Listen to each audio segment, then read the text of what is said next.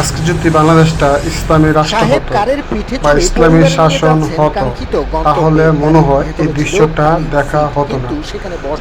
অনেক আগে থেকে এই দৃশ্যগুলো দেখা যায়, এখনো দেখা যায়। এটাই আফসোস, বাংলাদেশের মানুষ বড় লোক ধনী এখনো পার্থক্য করছে। যদি ইসলামী রাষ্ট্র হতো তাহলে এটা থাকতো না। তাই ইসলামী রাষ্ট্র দরকার বাংলাদেশ। ঠিক বললাম কি না ভুল বললাম?